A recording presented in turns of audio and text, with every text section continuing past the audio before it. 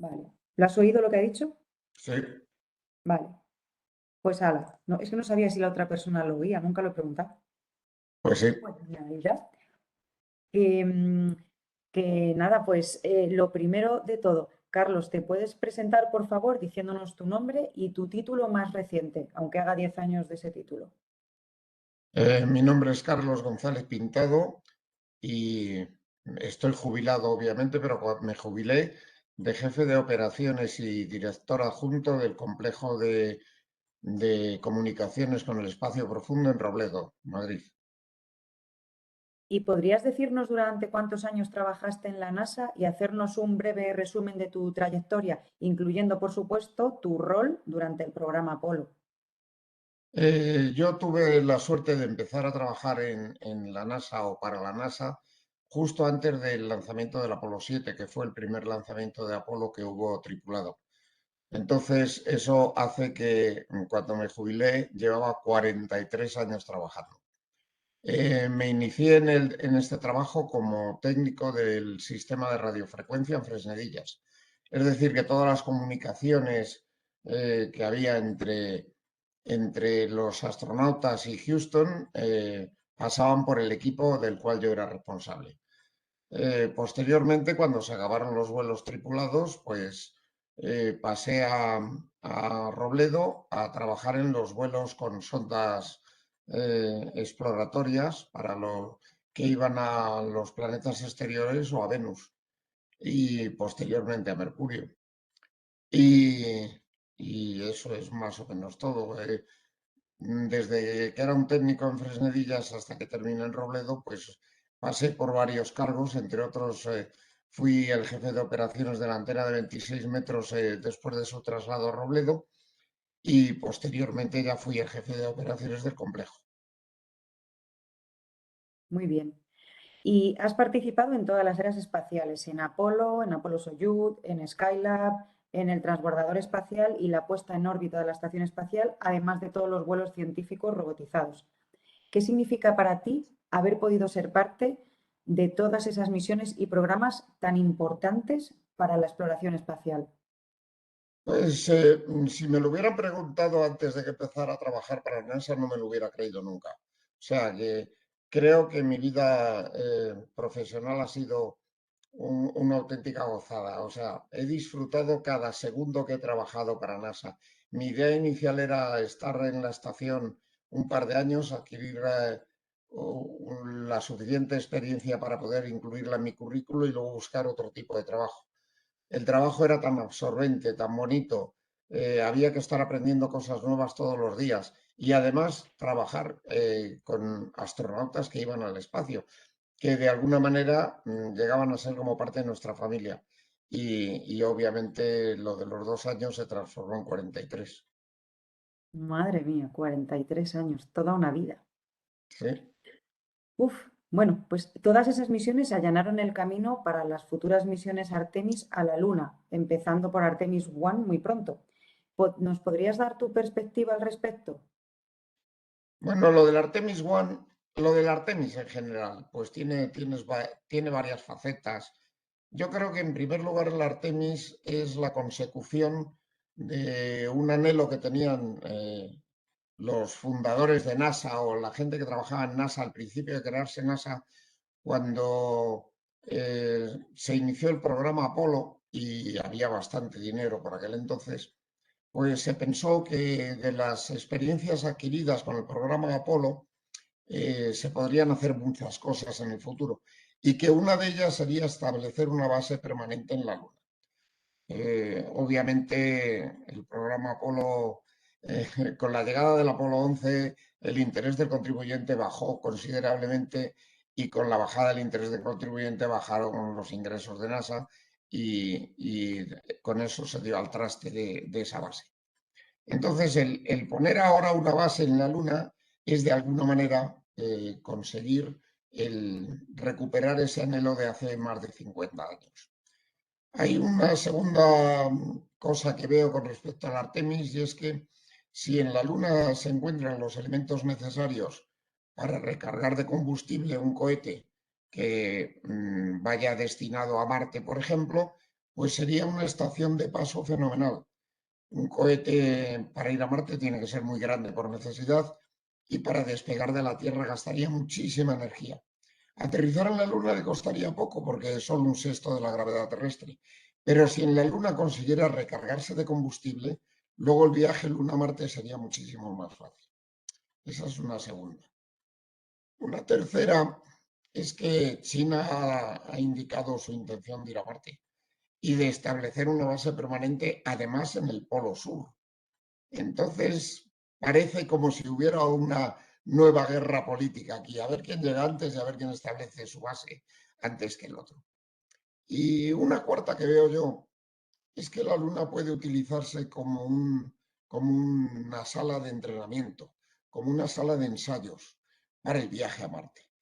Nos llevamos a la Luna todo aquello que haya que montar después en Marte y me refiero en particular pues a los recintos donde van a vivir los astronautas, a las máquinas que van a tener que utilizar. Y si todo eso lo hacemos en la Luna, pues la Luna está a 4 días de la Tierra y Marte está a 6 meses. Así que la Luna podría ser una base estupenda de entrenamiento. Claro, totalmente, sí. Bueno, tu cargo justo antes de jubilarte era, como nos has dicho, jefe de operaciones y director adjunto del Complejo de Comunicaciones con el Espacio Profundo de Madrid.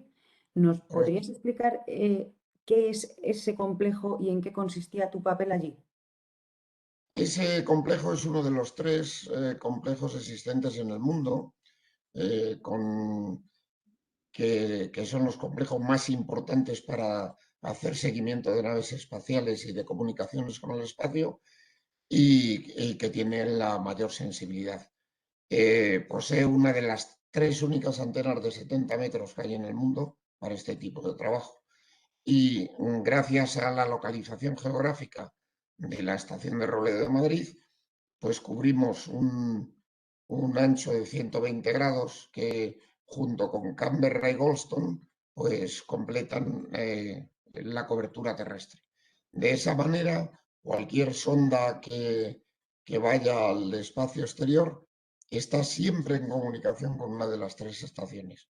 Es decir, que la estación de Madrid es una parte importantísima en todos los proyectos de exploración del espacio que hay. Mi trabajo era menos complicado quizá que cuando yo era técnico y tenía que trabajar con el equipo y hacer operaciones, pero era complicado en cuanto a como jefe de operaciones yo tenía que organizar los turnos, no solo organizar los turnos, sino que además NASA me pedía de vez en cuando que hiciéramos recortes en la cantidad de técnicos que teníamos y yo tenía que acoplar los conocimientos de otros técnicos a turnos más reducidos y ahora creo que además se ha complicado bastante para desde mi jubilación.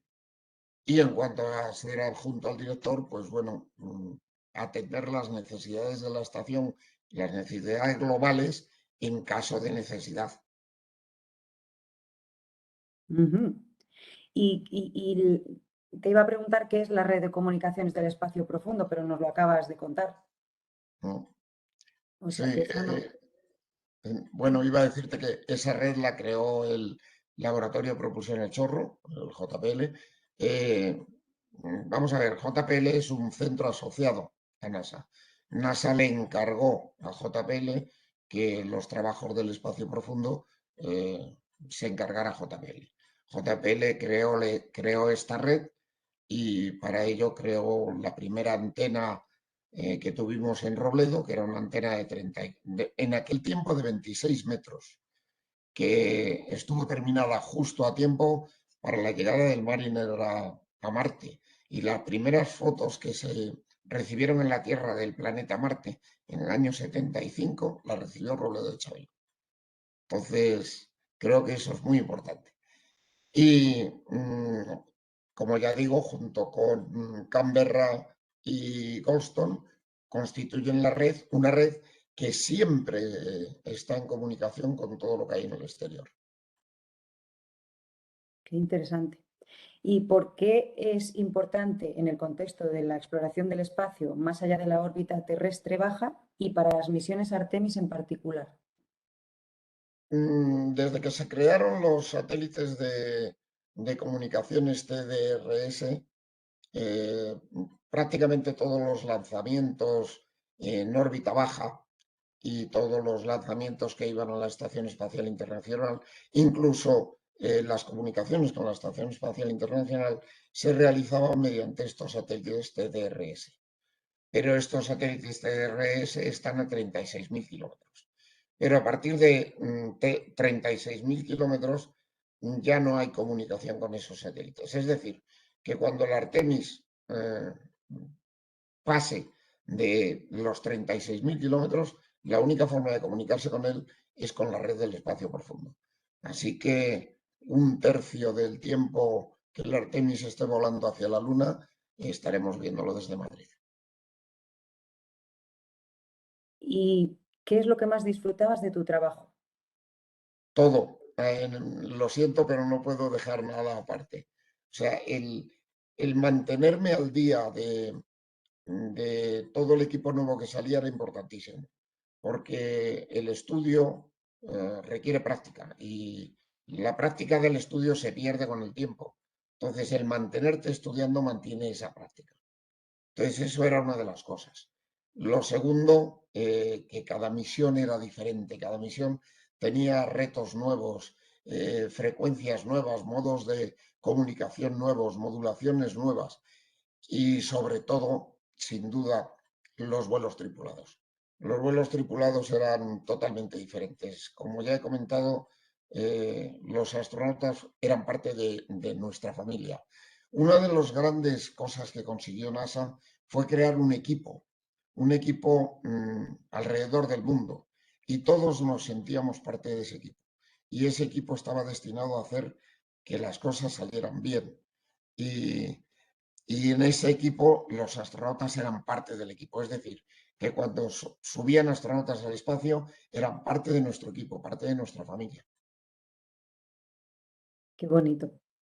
Mm. ¿Y qué es lo que más te entusiasma ahora en esta nueva era de la exploración espacial con Artemis? Pues que creo que por fin vamos a conseguir el anhelo famoso de ir a Marte. El cordón umbilical con la Tierra se rompió con el Apolo 11, ya por fin ahí conseguimos cortar ese cordón. Y de hecho, cuando eso sucedió, allá por el año 69, los que trabajamos en ese proyecto y participamos en él pensamos, bueno, para los 90 estamos en Marte. Luego la realidad nos demostró que lo de ir a Marte era mucho más complicado de lo que habíamos pensado en un principio. A mí me encantaría poder vivir para ver llegar al hombre a Marte, pero tengo mis dudas. Creo que Marte todavía está muy lejos, no, quizá no tecnológicamente, pero está todavía muy lejos en otros aspectos. ¿Cómo cuáles? Pues con el aspecto, de momento, em, la nave tiene que ser grandísima y tiene que ser grandísima porque por pequeña que sea la tripulación, o sea, aunque solo sean 5 tripulantes, que para un viaje a Marte son pocos, yo diría que tendrían que ser 7 por lo menos, la cantidad de consumibles que requieren 7 personas durante un viaje de 6 meses es increíble. O sea que si nada más que pensamos en el agua y en la comida, imagínate. Además, hay problemas de que 7 personas pueden enfermarse. Si son enfermedades fáciles de resolver, se pueden resolver desde la Tierra, pero los medicamentos tienen que ir en la nave, lo cual implica que hace falta almacenarlos. Cuando en la nave se estropee cualquier aparato de la nave, hay que arreglarlo o reponerlo. Es decir, que hace falta espacio para llevar los repuestos. En un viaje de 6 meses en microgravedad hay que hacer una cantidad de ejercicio increíble porque si no la pérdida de masa muscular y la pérdida de masa ósea es tremenda y al final quizá llegaríamos a Marte pero no podríamos bajarnos de la nave. Tendríamos que quedarnos tumbados en la nave. Luego hace falta máquinas para hacer ejercicio. Esas máquinas para hacer ejercicio mientras se viaja también ocupan mucho espacio y también pesan mucho. Y luego hay una cosa muy importante que es la radiación cósmica. ¿Cómo nos defendemos de la radiación cósmica? La radiación solar es perjudicial, pero es menos perjudicial que la cósmica. Y vamos a estar sometidos a la radiación cósmica durante 6 meses. Podemos revestir la nave de plomo. Si lo hacemos, ¿qué conseguimos? Pues que la nave pese muchísimo más, que necesite unos motores muchísimo más grandes para hacer el viaje y como consecuencia que la nave sea mucho más grande. Y hay un problema, sin duda, que es la latencia de las comunicaciones. Problema importantísimo. Durante el Apolo 13, cuando surgió el problema y los astronautas dijeron, Houston, tenemos un problema, estaban a solo un segundo de viaje de la Tierra, a un segundo de comunicaciones. ¿Qué ocurre si los astronautas que van a Marte tienen un problema cerca de Marte, a 15 minutos de comunicaciones? Y dicen, Houston, tenemos un problema. Esa comunicación tarda 15 minutos en llegar a la Tierra.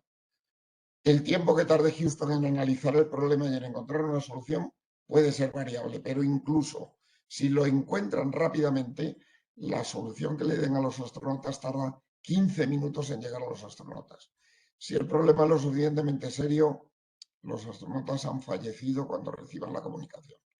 Luego, eso es muy importante, que la nave sea una nave ciberinteligente. Entonces hace falta además gente muy preparada para llevar una nave de ese tipo. Por eso digo que la tripulación tiene que ser muy amplia.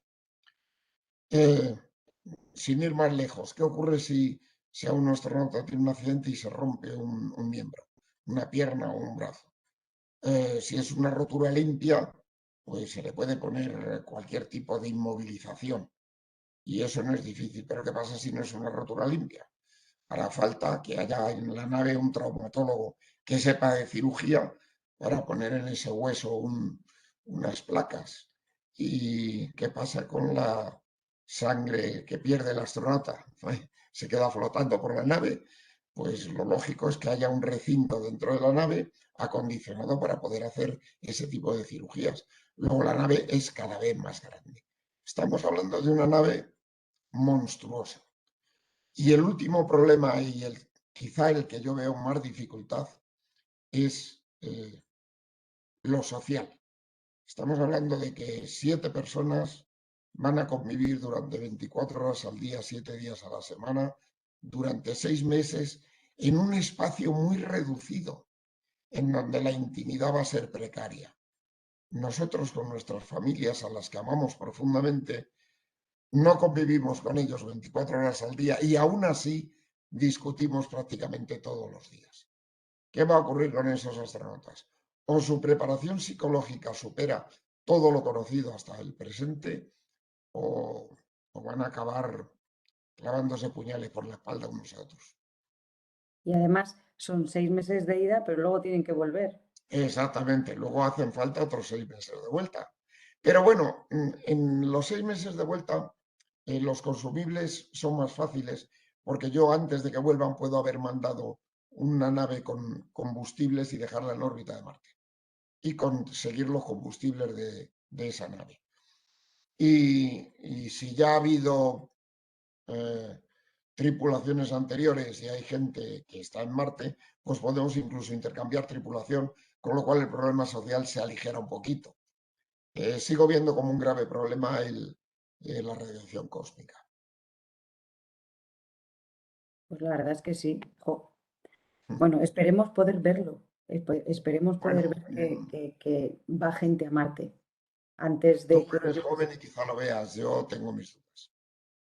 Bueno, hay esperanza. Donde hay vida hay esperanza. Espérate, que lo verás. Lo verás. Bueno, y por último, ¿hay algo más que te gustaría añadir? Algo que Nada, creas que debemos tener en que cuenta. tengo muchas ganas de ver al Artemis volando. Lo van retrasando y me parece que ya está para agosto, pero de verdad me apetece muchísimo ver que el Artemis funciona y que se establece una base lunar, que eso sí creo que podría llegar a ver. Qué bien. Pues esperemos que sí y seguro que sí. Ahora de momento es cierto que está para el 23 de agosto, última noticia que yo tengo, Sí, pero bueno, correcto. a ver si no se retrasa más o incluso si tenemos la suerte de que se adelanta. Ya, Mm. ya lo iremos viendo. Bueno, pues Carlos, muchas gracias por atendernos y muchas gracias por dar respuesta a nuestras preguntas. Ha sido un auténtico placer. Ya sabéis dónde me tenéis y lo único que tenéis que hacer es llamarme y yo estoy dispuesto. Fenomenal.